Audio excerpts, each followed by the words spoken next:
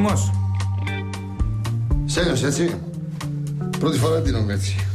Ελπίζω και τελευταία. Πάμε. Και την τελευταία. Λίμω, ωραία είναι η λίμω. Μάλλον αυτή θα πάρω, έτσι είναι ωραία. Πάει και με το ντύσιμο. Και η τζιπούκλα καλή. Έτσι λίγο πιο αρσενικό. Για χώμα, κακοτράχαλοι δρόμοι, έτσι είναι. Όχι, όχι. Το Γκάμπριο. Γκάμπριο. Μια ζωή ήθελα τέτοιο. Από μικρό παιδί τον ονειρευόμουν και την Όλγα μου στο γάμο ήθελα να την πάω νυφούλα με ένα Γκάμπριο. Αλλά ξέρεις τώρα με τα οικονομικά της δουλειάς μας.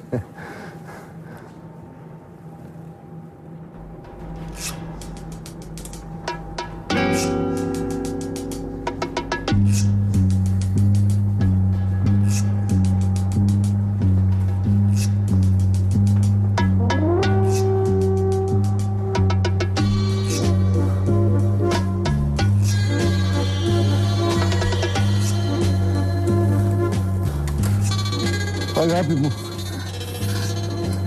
Η μηχανή είναι πίσω, Το ξέρω, το ξέρω. Ο καλύτερος κινητήρας του κόσμου με τον ωραιότερο ήχο, συμφωνική μουσική, με τα 500 λογάκια του.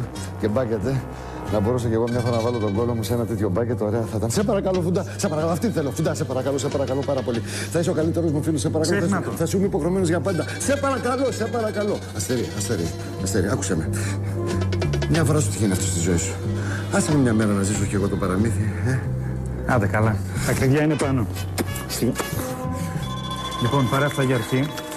Θα πάω στο εστιατόριο που ήσουν και χθες. Ο Μακρύς είναι εκεί κάθε μέρα. Το νου σου μόνο, απόλυτη μυστικότητα. Απόλυτη. Και να προσέχεις το αυτοκίνητο, Io sono ferrarista.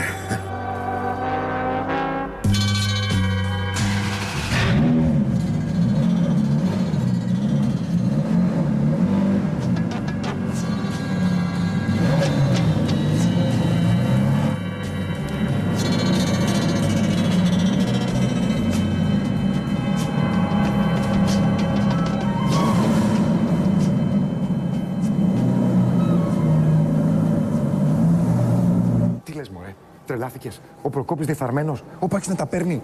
Ο άνθρωπος είναι σημείο αναφοράς. Είναι η προσωποποίηση της τιμιότητας. Είναι αυτός που μας έμαθε να κοιτάμε τον άλλο στα ίσια, στα μάτια. Φάρος.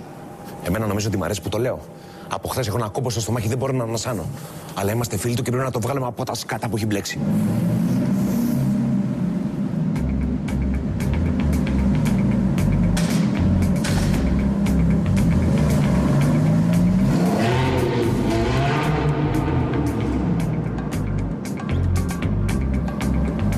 Συγγνώμη, ο Πάκης ήταν μέσα στη Φεράρι.